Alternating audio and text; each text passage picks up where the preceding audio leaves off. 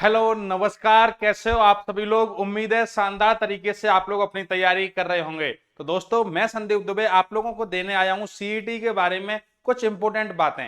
दोस्तों, सीईटी के बारे में आप लोगों को काफी कुछ पता है। अब हम लोग बात करने वाले हैं उन मुद्दों की जो आप लोगों को पता होना अत्यावश्यक है।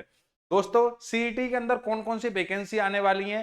सर 18 से 40 रहेगी एज। अगर सर सीईटी की एज 18 से 40 रहेगी तो पुलिस के लिए कितनी रहेगी, पटवारी के लिए कितनी रहेगी। सर अभी जो एलडीसी की वैकेंसी आ रही है, क्या ये सीईटी के अंदर आएंगी। सर ग्रेजुएशन के अंदर ग्रेजुएशन के अंदर वाली जो वैकेंसी होंगी उनमें क्या एज रहेगी, सिलेबस क्या रहेगा, क्या दोनों जो परीक्षाएं वो ग्रेजुएशन वाला दोनों वो दे सकता है क्या, 10+2 वाली भी और ग्रेजुएशन वाली भी।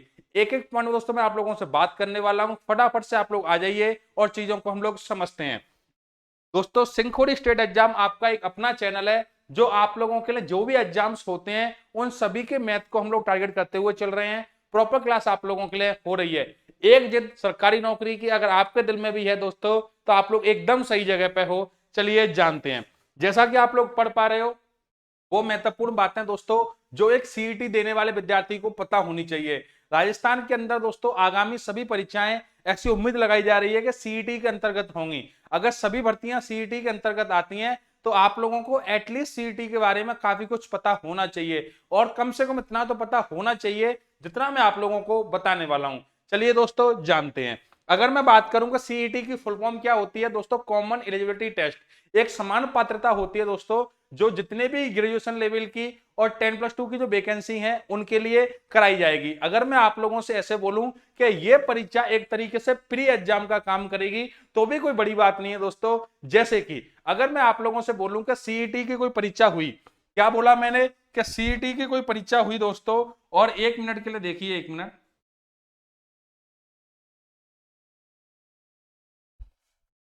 अगर दोस्तों कोई परीक्षा सीईटी की होती है तो आप लोग समझना मेरी बात को, सीईटी की कोई परीक्षा हुई, उस सीईटी की परीक्षा के साथ आप लोगों को एक प्रमाण पत्र मिलेगा। और यह प्रमाण पत्र कितने समय के लिए जारी होगा दोस्तों, मैं आपको आगे बताने वाला हूं। कुछ लोग 3 साल बोल रहे हैं, कुछ लोग 2 साल बोल रहे हैं, लेकिन दोस्तों ये जारी रहेगा प्रमाण पत्र जो है वो 1 साल के लिए। तो जो सीईटी का प्रमाण पत्र मिलेगा ये 1 ईयर के लिए जारी रहेगा। कितने समय के लिए सर, 1 ईयर के लिए। और दोस्तों इंपोर्टेंट बात क्या है, देखो ध्यान से। सबसे इंपोर्टेंट बात है कि सर ये 1 ईयर काउंट कब से करी जाएगी। तो दोस्तों ये जो 1 ईयर है, 1 साल है, ये काउंट करी जाएगी जो रिजल्ट की डेट होगी उस दिन से। रिजल्ट की जो डेट होगी उस दिन से दोस्तों ये काउंट करी जाएगी कि सर रिजल्ट आया है आपका, उसके 1 साल तक ये वैलिड रहेगा। याद रखना, क्या सीईटी का प्रमाण पत्र दोस्तों, सीईटी एक तरीके से प्री एग्जाम्स होगा। आप लोग पुलिस के एग्जाम में बैठने वाले हो, एलडीसी में बैठने वाले हो, पटवारी में बैठने वाले हो, जेल वार्डन में बैठने वाले हो, तो आप जेल प्रहरी में बैठने वाले हो दोस्तों, आपको इस चीज को दिमाग में एकदम सेट करना पड़ेगा कि सीईटी पास करना अनिवार्य है। अब आप में से काफी लोग बोलेंगे कि क्या सर सभी के लिए सेम कट ऑफ रही जाएगी क्या।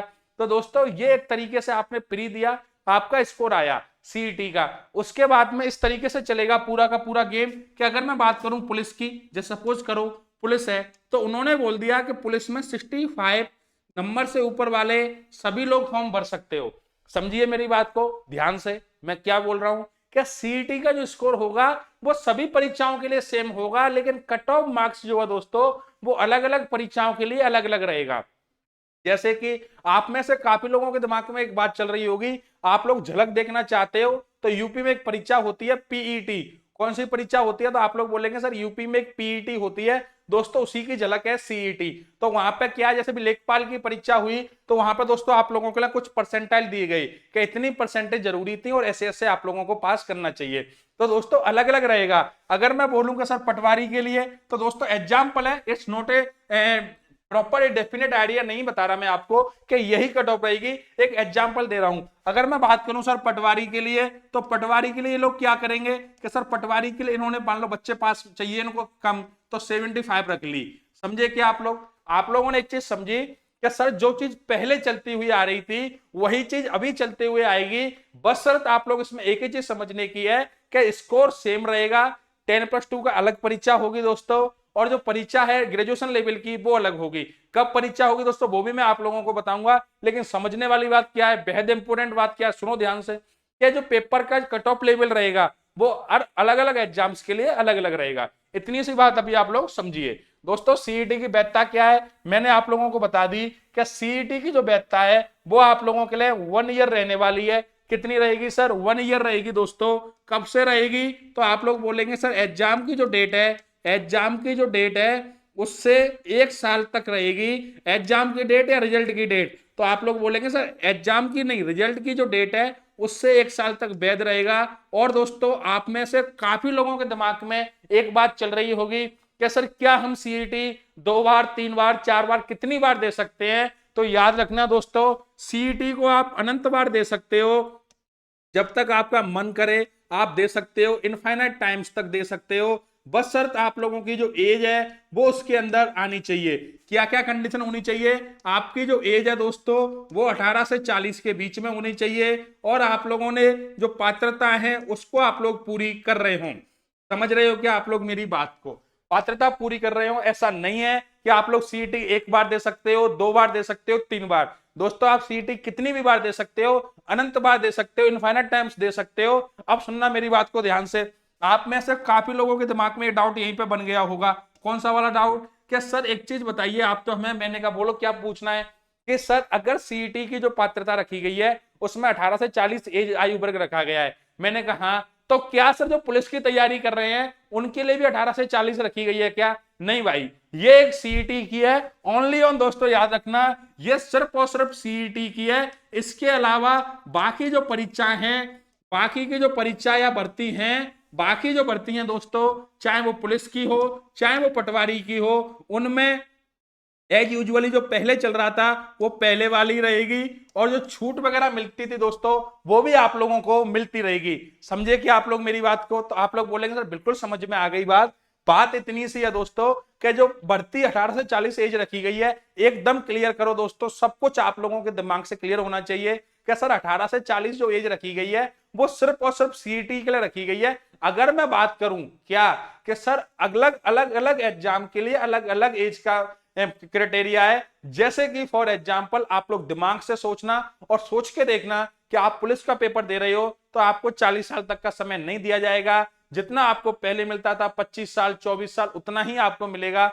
अगर मैं बात करूं पटवारी के लिए तो दोस्तों 40 साल है तो यहां पे भी आपको 40 साल मिलेगी। सर उसमें तो एक काम था पहले, मैंने कहा बताओ कौन सा काम था? कि वहां 5 साल की 3 साल की छूट मिलती थी। तो मैंने कहा भाई जो छूट पहले मिलती थी वो सेम छूट मिलेगी। ऐसा याद रखना, एक बात को बिल्कुल दिमाग में रखना। क्या रखना है? कि पहले की तरह छूट भी रहेगी जो भी एज में मिलती थी। अगर मैं बात करूं दोस्तों आयु की तो आप लोग याद रखना आयु एज यूजुअली जो पहले वाली थी वही रहेगी। इतनी सी बात समझ जाना दोस्तों। कंफ्यूजन रहता है, काफी लोग बोलते हैं कि सर सीईटी के आने के बाद एज जो है वो 18 से 40 कर दी गई है, अब हम लोग पुलिस में भी 18 से 40 तक जा पाएंगे। नहीं दोस्तों, हर भर्ती की अपनी एक अलग वो एज रहेगी, एक अलग जो पात्रता रहेगी जो कि पहले से ही डिसाइड है, एज यूजुअली भर्तियों में चलते हुए आ रही है। चलिए आगे जानते हैं। अगर मैं बोलूं कि सर कौन कौन सी भर्तियां इसके अंदर आएंगी तो दोस्तों याद रखना सीईटी की जो परीक्षा है वो 2 लेवल पे होगी। समझिए मेरी बात को, मैं क्या बोल रहा हूं दोस्तों कि 2 लेवल पे होगी सीईटी की परीक्षा, शेड्यूल 1 और शेड्यूल 2। अगर मैं आपसे बोलूं ग्रेजुएशन को तो आप लोग बोलेंगे सर ये कौन से शेड्यूल में आएगी? तो मेरे भाई ये शेड्यूल 1 में आएगी, ये शेड्यूल 1 में आएगी और ये शेड्यूल 2 में आएगी। कौन सी? 10+2। बिल्कुल ठीक है। अब सभी के सभी लोग मिलके मुझे एक चीज बताना, क्या पूछना है दोस्तों? आज मैं बिल्कुल कॉमन सी बातें जो आपको पता होनी चाहिए वही समझाने आया हूं कि अगर कोई ग्रेजुएट है, अगर कोई ग्रेजुएट है, ग्रेजुएशन कर रखी है तो वो दोनों ही परीक्षाएं दे सकता है। याद रखना ये दोस्तों 10+2 सेकेंडरी लेवल वालों के लिए है, सिर्फ और सिर्फ सेकेंडरी वाले देंगे। कौन सा सर? ये वाला। क्योंकि सेकेंडरी वाले बच्चे जो है वो ग्रेजुएशन में जा ही नहीं सकते, लेकिन सर ग्रेजुएशन वाले बच्चे जो हैं वो 10+2 में आ सकते हैं। अब आप में से काफी लोगों के दिमाग में आइडिया और चल रहा है। कौन सी बात चल रही है? कि सर जो ग्रेजुएशन वाला जो मामला है इसमें कैसे क्या है, इसमें कैसे क्या है? मैंने कहा बताओ तो सही क्या पूछना चाह रहे हो आप लोग? तो आप लोग बोले कि सर इसमें जो ग्रेजुएशन है इसमें ऐसा सुनने में आ रहा है कि बीटेक को अलाउ नहीं करेंगे। मैंने कहा भाई बीटेक अलाउ है, बीसीए अलाउ है, और बताओ? आप लोग बोले सर बीएससी अलाउ है, बीए अलाउ है। अगर मैं आसान भाषा में बोलना चाहूं तो आप लोग ध्यान रखना हर वो परीक्षा जो है इसमें अलाउ है जो ग्रेजुएशन के अंदर आती है। 3 वर्षीय कोर्स हो या वो 4 वर्षीय कोर्स हो दोस्तों, प्रोफेशनल नॉन प्रोफेशनल दोनों ही कोर्सेस में इंक्लूडेड है। याद रखना ग्रेजुएशन की।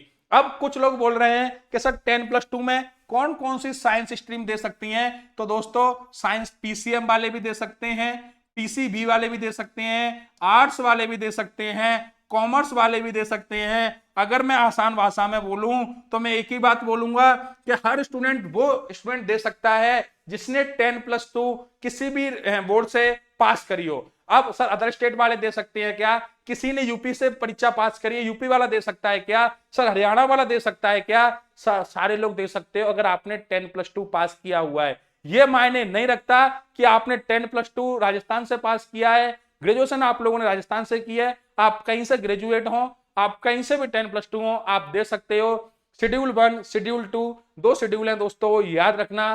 बिल्कुल आप लोग अपने दिमाग में बिल्कुल दोस्तों बिठा के रखिए कि अगर आप ग्रेजुएट हो तो आप दोनों ही दे सकते हो, दोनों ही देने हैं आप लोगों को। चलिए आगे चलते हैं। अगर दोस्तों मैं आप लोगों से बोलूं कि देखिए ग्रेजुएशन लेवल पे कौन कौन सी परीक्षाएं आने वाली हैं, दोस्तों वापस समझिए मेरी बात को, वापस बोल रहा हूं, ग्रेजुएशन लेवल पे कौन कौन सी परीक्षाएं आने वाली हैं, ध्यान से समझिए दोस्तों, बेहद ध्यान से।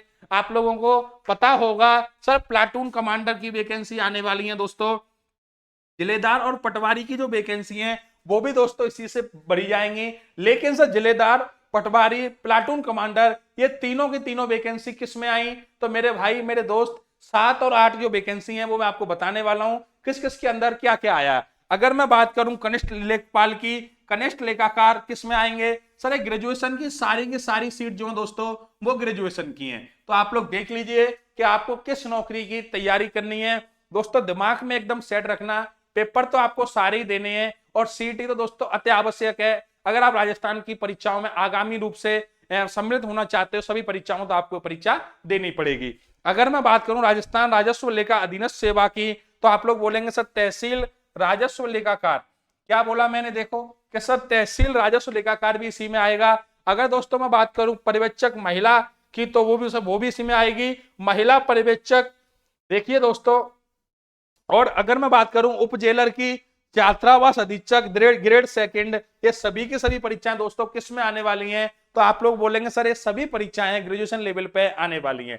दोस्तों आप लोग स्क्रीनशॉट ले सकते हो। अगर आपको लगता है कि हाँ सर एक बार बहुत सिस्टमेटिक तरीके से मैंने आपको टाइप करवा के पीपीटी के फॉर्म में दे दिया है, तो दोस्तों आप लोग स्क्रीनशॉट ले लीजिए। ये वैकेंसी आपको थोड़ी हेल्प कर पाएंगी कि आप ग्रेजुएशन की तैयारी कर रहे हो तो आपको, और अगर आप 10+2 में कौन कौन सी वैकेंसी आने वाली हैं देखते हैं। दोस्तों ये 10+2 की वैकेंसी है, इसमें कौन कौन सी वैकेंसी देखो समझिए।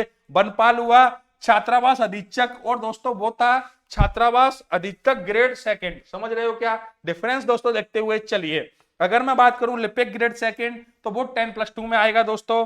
कनिष्ठ सहायक जो है वो दोस्तों इसी में आने वाला है। अगर मैं बात करूं लिपिक ग्रेड सेकंड की, तो दोस्तों इनडायरेक्टली जो एलडीसी की भर्ती आने वाली है, चाहे वो आरपीएससी की एलडीसी हो, तो दोस्तों एलडीसी सारे के सारे आप लोगों को देखने को मिलेंगे 10+2 के अंदर। अगर मैं बात करूं दोस्तों जमादार ग्रेड सेकंड इसी में आने वाला है। और कांस्टेबल को लेके जो दिमाग में चल रहा था कि सर कांस्टेबल की भर्ती किस में आएगी, दोस्तों वो इसी में आने वाली है। और दोस्तों आपको एक इंपॉर्टेंट बात बताऊं दोस्तों, आज शाम तक या कल सुबह तक आपको एक वीडियो मिल जाएगी जिसमें मैं आपको बताने वाला हूं कि राजस्थान में कौन कौन सी भर्तियां प्रस्तावित हैं दोस्तों, और क्या रहेगा उनका सिलेबस, और किस तरीके से आप लोगों को सभी भर्तियों को एक साथ तैयार कर सकते हो।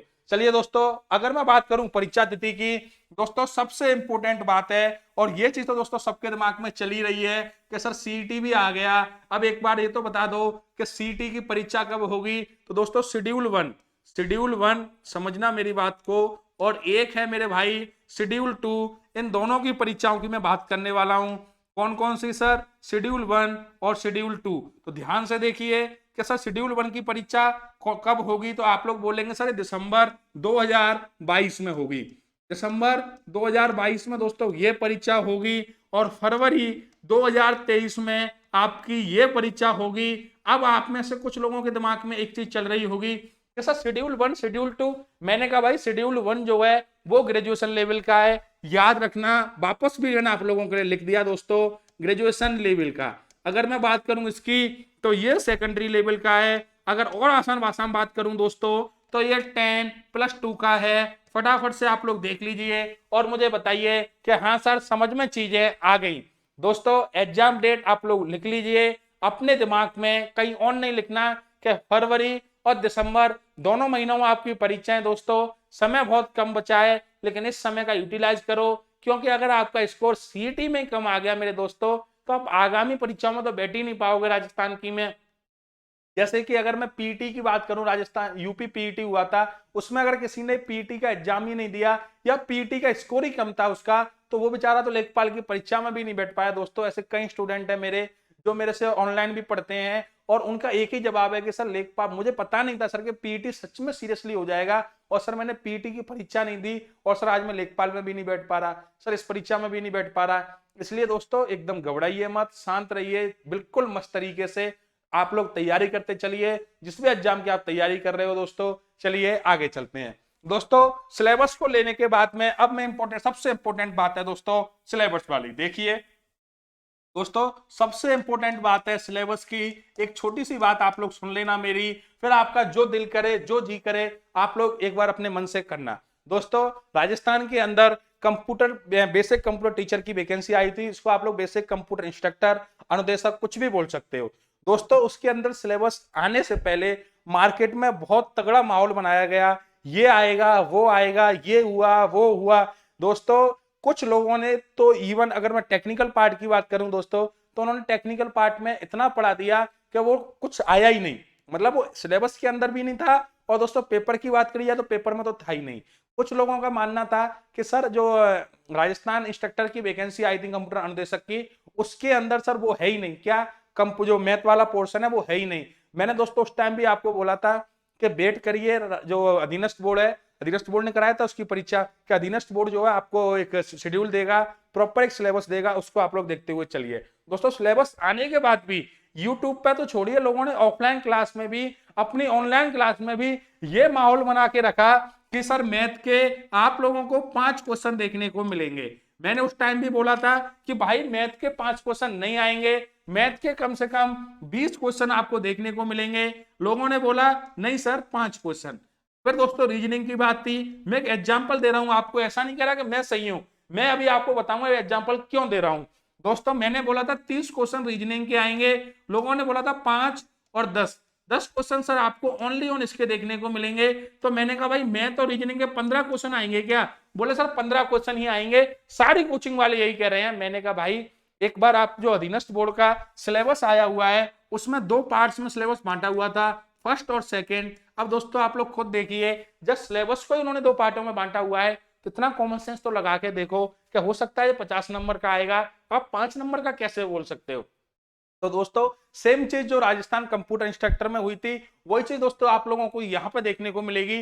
लोग कुछ भी बोले जा रहे हैं, हिंदी आएगी, इंग्लिश आएगी, जीके आएगी। मेरे भाई छोड़ क्या रहे हो तुम छोड़ क्या रहे हो? लास्ट में तुम बोल देंगे कि मैंने तो बोला था इसको हटा दिया गया। तो इसलिए दोस्तों आप अभी जिस भी एग्जाम की तैयारी कर रहे हो करते चलना। कुछ सब्जेक्ट इंपॉर्टेंट है जैसे कि राजस्थान जीके हुआ, वो आएगा ही आएगा सर, उसमें भूगोल, हिस्ट्री, जियोग्राफी हुआ, हिस्ट्री हुआ दोस्तों, पॉलिटी हुआ, वो आना है आप लोगों का।